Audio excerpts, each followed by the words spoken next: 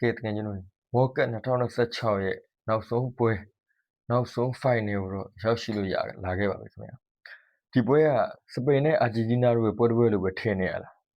းမဟုတ်ဘူးနော်ဒီပွဲကချန်ပီယံအသင်းရွေးမဲ့ပွဲတွေမဟုတ်ဘူးဘောလုံးသမိုင်းရဲ့နောက်ထပ်စာမျက်နှာကိုကျွန်တော်တို့ရေးထူးမဲ့ညလည်းဖြစ်ပါတယ်ပေါ့အာဂျင်တီးနားအသင်းရဲ့ဘက်တူဘက်ချန်ပီယံဖြစ်ပြီးတော့မက်ဆီရဲ့လီဂါစီကိုရေးထိုးမဲ့ညတစ်ညလားဒါမှမဟုတ်စပိန်အသင်းရဲ့ရွှေရောင်လူငယ်မျိုးဆက်သစ်တွေရဲ့ဘောလုံးကဘာကိုစတင်အုပ်စိုးမဲ့ညလားဆိုတော့ကိုတော့ကျွန်တော်တို့စောင့်ကြည့်ရမှာပေါ့ခင်ဗျာဒီ final ကိုဘာကြောင့်ကျွန်တော်တို့ပြည်သက်တွေအကုန်လုံးလက်မလွတ်တဲ့နဲ့ဆိုတော့တူတူသုံးသပ်ကြည့်အောင်ခင်ဗျာကျွန်တော်တို့ဗျာဘောလုံးတွေမှာဆိုလို့ရှိရင်ဥပမာလီသက်ဆိုင်ရာလီတွေဒီဘက်မှာချန်ပီယံတွေရှိတယ်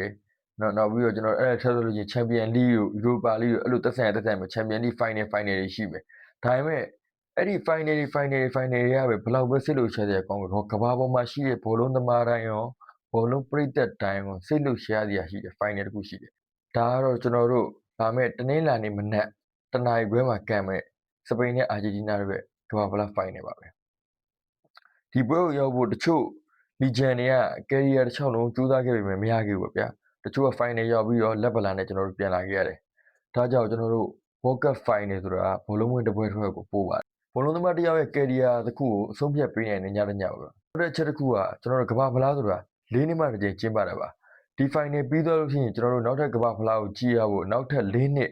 2030အထိကိုကျွန်တော်တို့ထပ်ပြီးတော့စောင့်အောင်ပါဗျာဆိုလိုတာတော့ဗျာဒီမြင်ရတဲ့အခိုက်အတန့်တွေက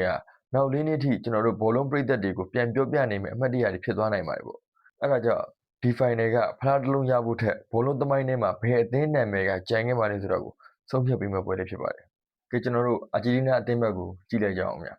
ကျွန်တော်တို့အာဂျင်တီးနားအသင်းက final ကိုရောက်လာတာကံကောင်းလို့မဟုတ်ဘူးနော်။အော်သူဆင်းကနေအခု knock out stage အထိချန်ပီယံအသင်းရဲ့ mentality ကိုပြသလာခဲ့တဲ့အသင်းမှာဒီကမ္ဘာဖလားတစ်လျှောက်ကို attacking ဘိုင်းမှာလည်းအားကောင်းတယ် defensive ဘိုင်းမှာလည်းတည်ငြိမ်တယ်အရေးကြီးဆုံးအချိန်ရောက်တိုင်းအနိုင်ရဖို့အနည်းလမ်းကိုကျွန်တော်တို့ရှာနိုင်ခဲ့တယ်ပေါ့ဗျာဒါကြောင့်အာဂျင်တီးနားက final ကိုရောက်လာတာကတော့တကယ်ကိုထိုက်တန်ပါတယ်ခင်ဗျ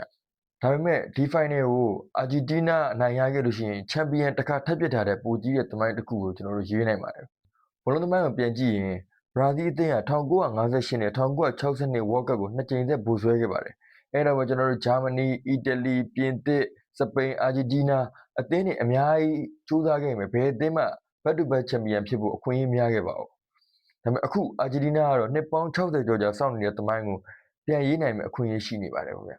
ဒီဖိုင်နယ်ကအာဂျင်တီးနားအတွက်ဖလားတစ်လုံးနဲ့မဟုတ်ပါဘူးဘောလုံးသမိုင်းထဲမှာနာမည်ထည့်ရေးဖို့အတွက်အခွင့်အရေးတစ်ခုလည်းဖြစ်ပါတယ်ကျွန်တော်တို့အာဂျင်တီးနားအကြောင်းကိုပြောလို့ရှိရင်ကျွန်တော်တို့ဂိုကြီးမက်ဆီဖြစ်တဲ့လီယိုနယ်မက်ဆီကိုလည်းလုံးဝကျွန်တော်တို့မေ့ထားပြီးခြံထားခဲ့လို့မရပါဘူးဗျာကျွန်တော်တို့ဒီပြိုင်ပွဲမှာမက်ဆီကဂိုးတွေသွင်းတယ်အစ်စ်တွေလုပ်ခဲ့တယ်ဒါပေမဲ့အဲ့ဒါတည်းပို့ပြီးတော့အရေးကြီးတာတစ်ခုရှိတယ်ဗျာအာဂျင်တီးနားအသင်းမှာဖီကအများဆုံးအချိန်ရောက်လာတိုင်းအသင်းပေါ်တွေပထမဆုံးရှာတဲ့ကစားသမားကျွန်တော်တို့မက်ဆီပဲမက်ဆီကကျွန်တော်တို့ပွဲစဉ်တစ်လျှောက်လုံးကိုမတ်တက်ရက်နေရဆိုတော့ဗျာလုံးဝရှောက်သွားတယ်ပဲတကယ်အရေးကြီးတဲ့နောက်ပိတ်ဆုံးမိနစ်တွေမှာဆိုလို့ရှိရင်လုံးဝတောင်ပန်တွေအတွက်ကွင်းလျက်နဲ့မှွေနှောက်ပြီးတော့လုံးဝနှုတ်လို့ရှာကစားဂိုးမသွင်းနိုင်ရင်ဖန်တီးပြမယ်ဆိုတဲ့ကစားသမားမျိုးဘယ်လားညာလားလုံးဝယူတခု39နှစ်နဲ့မလိုက်တဲ့ခြေစွမ်းကြီးကိုလုံးဝဆွမ်းဆောင်ထားတဲ့ဥစ္စာကြီးကတော့လုံးဝကိုစိုးအမေးစင်းပါပဲခင်ဗျာအဲ့ဒါကြောင့်မို့လဲကျွန်တော်တို့အာဂျင်တီးနားအသင်းမှာဖီးအားများဆုံးအရောက်လာတဲ့အချိန်တိုင်း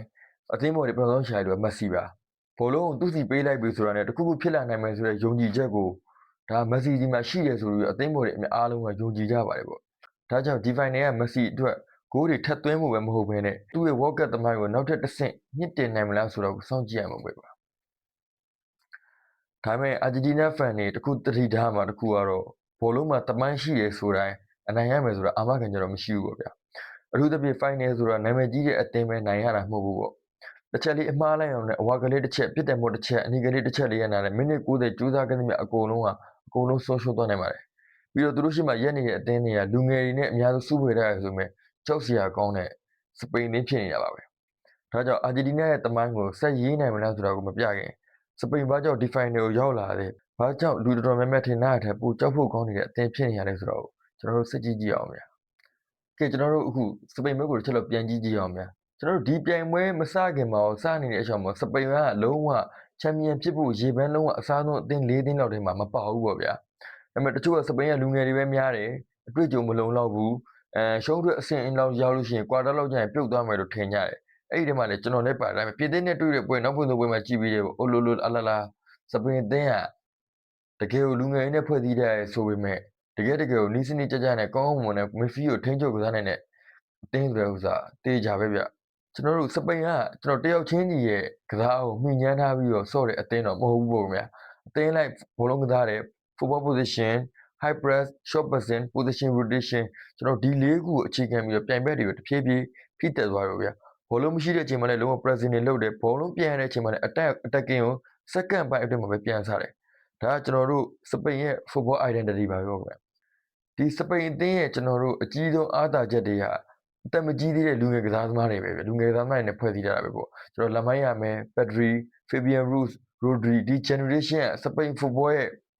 နောက်တဲ့ရွှေခေတ်ကိုဖန်တီးနိုင်မဲ့ကစားသမားတွေဖြစ်ပါတယ်တွေ့ကြုံနေမဲ့အရေးသွေးမနေဘူးတပွဲချင်းဒီမှာကျွန်တော်တို့ confidence တိုးလာပြီးတော့ champion ငါတို့ကကမ္ဘာ့ဖလား champion ဖြစ်နိုင်တယ်ဆိုတဲ့ဥစ္စာမျိုးကိုသူတို့တက်တည်ပြဖို့အရန်ကြိုးစားနေပါဗျာsemi final မှာကျွန်တော်တို့ပြင်သစ်ကိုရင်ဆိုင်ခဲ့တော့ဆိုလို့လူတော်တော်များကျွန်တော်တို့ MBP ရှိတဲ့ပြင်သစ်ကိုအသားပေးခဲ့ကြတော့ဗျာဒါပေမဲ့ကျွန်တော်တို့စပိန်ကအကောင်းဆုံး game plan တွေကိုပဲအနိုင်ယူခဲ့ပါတယ်ပေါ့ဘောလုံးကိုကင်ရတယ် present ကောင်းတယ်ကျွန်တော်တို့ကွင်းလေကိုထိန်းချုပ်တယ်အခွင့်အရေးရရင်အဆုံးသတ်နိုင်တယ်ဒါကြောင့်ပဲ final ကိုတက်လာတာကံကောင်းလို့မဟုတ်ဘူးထိုက်တန်တဲ့ကိုရောက်လာတာပေါ့ဗျာဒီ final ကိုစပိန်အသင်းအနိုင်ရခဲ့ချန်ပီယံအသင်းတစ်သင်းပေါ်လာတဲ့ထက် football era အသစ်စတင်တယ်လို့ကျွန်တော်တို့ပြောရမှာပေါ့ခင်ဗျ2010 Spain generation ပြီးတော့အခု2026 Spain generation ကကမ္ဘာအကောင်းဆုံးအသင်းဆိုတဲ့နေရာကိုပြန်ယူနိုင်မလားဆိုတာကိုတော့ကျွန်တော်ဒီ final ကအဖြေပေးတော့မှာပါဒါမဲ့ကျွန်တော်တို့ World Cup final ဆိုတာက star player များတဲ့အသင်းကပဲအမြဲတမ်းနိုင်တာမဟုတ်ပါဘူးဒါပေမဲ့တကယ်ဆုံးဖြတ်ပြီးမဲ့အရာကတော့ပွဲအတွင်းမှာကစားနေခြင်းအတွင်းမှာနီးပြရဲ့ technique တွေကျွန်တော်တို့ရုပ်ရည်လူစားလိမ့်မှုတွေအဲ့ဒါစိတ်သက်ပိုင်းဆိုင်ရာတွေကျွန်တော်တို့ form တစ်ချက်အဝါကတစ်ချက်ဒိုင်လူကြီးရဲ့ဆုံးဖြတ်ချက်တွေဆက်အရာနေပွဲရဲ့အဖြူပြောင်းလဲသွားနိုင်မှာတော့ခင်ဗျာဒါကြောင့်ဒီ final ကကျွန်တော်တို့စပိန်နဲ့အာဂျင်တီးနားတို့ရဲ့ပွဲတစ်ပွဲထက်ဘောလုံးသမိုင်းရဲ့နောက်ထပ်ဆာမျက်နှာကိုရေးထိုးမဲ့ပွဲပေါ့ဗျာကျွန်တော်တို့အာဂျင်တီးနားနိုင်လို့ရှိရင်အာဂျင်တီးနားကဘတ်တူဘတ်ချန်ပီယံဖြစ်မယ်သမိုင်းတစ်ကိုသူတို့ရေးထိုးနိုင်မယ်စပိန်နိုင်လို့ရှိရင်စပိန်ကသူတို့ရဲ့လုံးဝချန်ပီယံအသင်းလုံးဝ new era အသင်းကိုလုံးဝတည်ဆောက်နိုင်မယ်ပေါ့ဗျာကဲအဲ့ဒါကြောင့်ကျွန်တော်ကဒီနေ့ဒီ result ကိုကျွန်တော်လုံးဝမခံမှန်းတော့ဘူးဘာလို့လဲဆိုတော့ဒီလိုပွဲမျိုးမှာပြိသက်လောက်တာပဲကောင်းတယ်ပေါ့ဗျာအဲ့တော့တကယ်ချင်းတို့အမြင်အောင်အာဂျင်တီးနားလားစပိန်လားချန်ပီယံပြီးမဲ့အသင်းနာမည်ကိုကျွန်တော် comment လေးမှာတစ်ချက်လောက်ရေးခဲ့ပါဒီဗီဒီယိုလေးကိုကျွန်တော်တို့ကြိုက်နေတဲ့သူလို့ရှိရင် like and share လေးလုပ်ပြီးတော့ကိုဇက် football channel လေးကို subscribe and follow လေးတစ်ချက်လောက်လုပ်ပေးခဲ့ပါဦးများအားလုံးကျေးဇူးအများကြီးတင်ပါတယ်ခင်ဗျာ